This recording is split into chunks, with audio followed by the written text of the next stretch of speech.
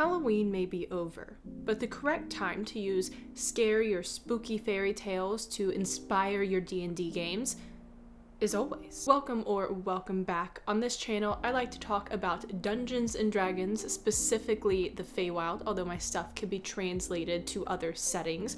More specifically, I like to use folklore and literature from around the world to inspire different stories, monsters, NPCs, etc. If you are interested in the original folklore behind Baba Yaga and a few other stories, when you're done with this video, check out another one I made all about her. In this video, I'm going to talk about a story that I don't go over in that one, and then two other stories, one by the Brothers Grimm and the other by Hans Christian Andersen.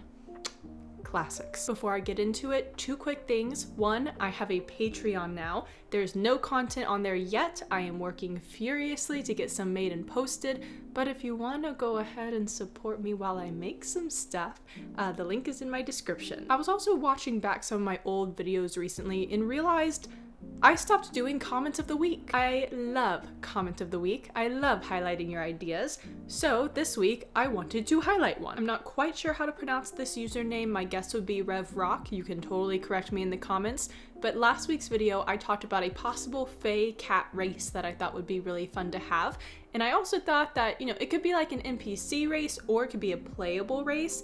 And this user wrote a possible character sheet with options for the race. They clarified it in another comment. Who knows if this is balanced or not, but I think it's at least a great starting point with some really cute ideas. The ones I liked the most were instinctive talent. Thanks to your connection to the Fey realm, you gain proficiency with two of the following skills of your choice: insight, performance, perception, persuasion, or stealth, which I think all makes sense for a cat player. In this one, I'd be interested to see if y'all think is broken or not and how it could be adjusted, but it's called 9 lives. When you are reduced to 0 hit points but not killed outright, you can drop to 1 hit point instead.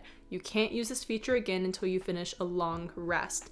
And especially for a class with few hit points, a really squishy character, that could be game-changing. So thank you for your comment. It was so thoughtful. I love how much detail you put into it, and I always love your detailed comments and ideas. So I'm gonna get into these stories now, but for this video, if you have any ideas on how you think these stories could be translated or any of my ideas that could be expanded on or improved, let me know. How would you use them? Have you done anything similar?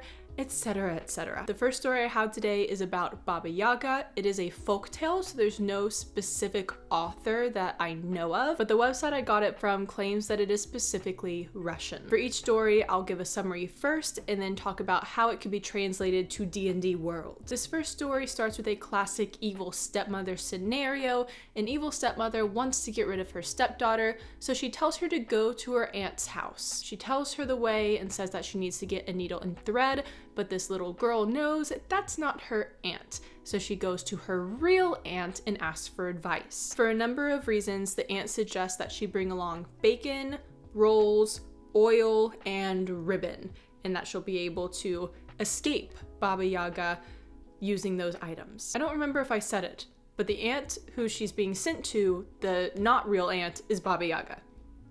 Maybe that's obvious. So the girl goes to Baba Yaga, asks her for the needle and thread, and Baba Yaga tells her to wait. The little girl overhears the witch telling a servant to prepare a bath to clean up the girl because Baba Yaga would like to have her for breakfast. The girl is terrified. She talks to one of Baba Yaga's servants, who's a cat actually, and gives the cat a piece of bacon. In return, the cat gives the girl a comb and a towel and tells her use these items and tells her when to use them on what cues, and you'll be able to escape her. I believe the girl had been put to sewing or something along that line, and so the cat takes over the job for her and the girl starts to run. In order to escape the house, the girl first throws rolls to the dogs who would otherwise tear her apart. She puts oil on the hinges of the doors, which then let her pass, and the birch trees outside would poke her eyes out. But she ties ribbons around them, which pleases the trees, and they let her pass. When Baba Yaga discovers this, she is furious with all of these things that have accepted gifts, but each of them in turn tell her, "You have never done anything for us, and this girl gave us something and showed us kindness." and Baba Yaga has to go on the chase to catch her. She specifically jumps into her mortar and pestle to chase after her by flying. Then the girl put her ear to the ground, and when she heard that the Baba Yaga was chasing her and was now close at hand, she flung down the towel, and it became such a wide river. Up came the Baba Yaga to the river and gnashed her teeth with spite. Then she went home for her oxen and drove them to the river. The oxen drank up every drop of the river, and then the Baba Yaga began the pursuit anew. But the girl put her ear to the ground again, and when she heard that the Baba Yaga was near, she flung down the comb, and instantly a forest sprang up, such an awfully thick one. The Baba Yaga began gnawing away at it, but however hard she worked, she couldn't gnaw her way through it, so she had to go back again. The girl escapes, she gets home, her father's been wondering where she is, and she tells him everything, totally snitches on the stepmother, and the father kills the stepmother, as these stories often end. In D&D, Baba Yaga is very fey. She lives in the Feywild. And this story is very fey.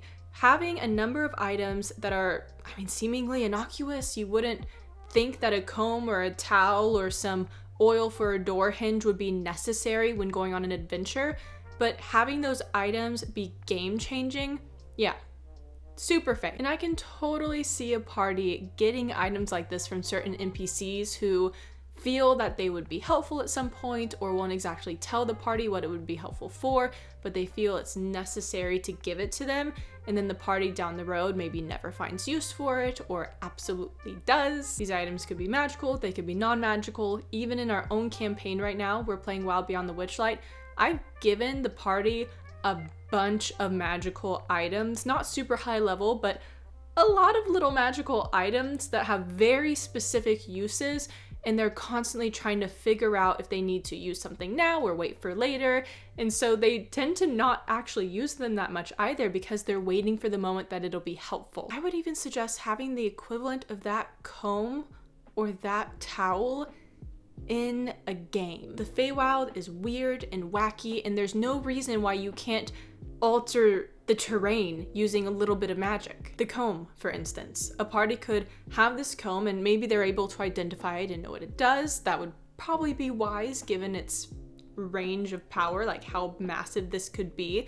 But if they're on a chase or they need somewhere to hide or whatever reason they come up for needing this, if they throw the comb on the ground on an empty space, then it will turn into a massive thick forest for roughly an hour. Now, nothing's destroyed when they do this. If they throw it down in the middle of a town, then from that point, the world just sort of expands and separates. Maybe the town is cut in half with a massive forest in between for that time period, and then it goes back together at the end. But the only way this could help them if they were really being chased is if it did create that land in between to put some distance between them and a monster. The towel could have a similar effect, where if they throw the towel on the ground, then in that spot, a wide rushing river opens up exactly there. Again, nothing's destroyed. You could throw this down anywhere and everything is just separated and then brought back together in an hour. But if you are not dealing with a flying enemy, then a really dangerous mile-wide river would be a pretty good escape plan in a pinch. These items might just be super broken and a terrible idea, but I don't know, they sound fun. What do you think your party would do with something like this? This next story is called Hans the Hedgehog by the Brothers Grimm. Now, there is a big part of the story that I'm just leaving out entirely.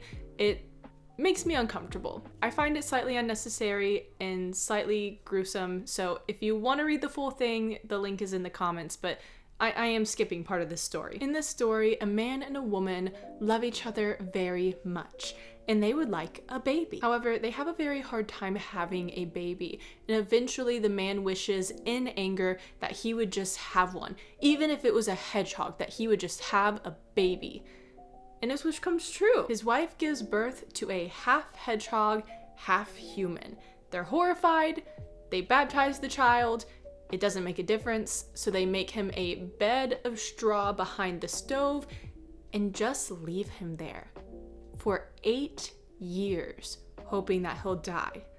But Hans the Hedgehog has other plans. The man is going to town one day and asks his family, is there anything you need while I'm gone? Anything you need from the store? And Hans the Hedgehog asks for bagpipes. The father gets him these bagpipes, and then the boy asks for this rooster he has to be shod by a blacksmith. Yes, like how you shod a horse, but a rooster. And he says if his father does so, then he will leave the home and never come back. The father fulfills this request, brings back the rooster, and Hans the Hedgehog gets on the rooster and takes his bagpipes and rides off into the sunset, also taking a lot of his family's farm animals with him. The animals he takes eventually turn into a herd. The boy makes very beautiful music with the bagpipes, and one day a lost king hears him playing them when in the forest. The king asks Hans the Hedgehog if he will show him the way home, and the hedgehog says yes, but in exchange, you must give to me the first thing you meet when you get home. The king agrees, and on his way home, unfortunately, the first thing that meets him is his daughter. She's so excited to see him, she runs to greet him, and the father does tell her about the bargain he has made, and out of love for him, she agrees to fulfill it. Not long after, the hedgehog does come to the kingdom and expects his payment. They do welcome him with open arms, decide to treat him well, and long story short, that night, he turns into a normal, handsome man, which of course everyone's thrilled about, and he and the princess get married. Half hedgehog, half man. That's super Fey. On the material plane, I can see a character like Hans being scorned, especially by normal human parents, but in the Feywild, his weirdness could just be par for the course. I mean, half person, half something else. Yeah, that happens here. His bagpipes though. Anytime I hear about instruments in the Feywild, I think of Hersum. He's an archfey of music and revelry, sort of like Dionysus, and Hersum tries to collapse any sign of civilization growing in the Feywild.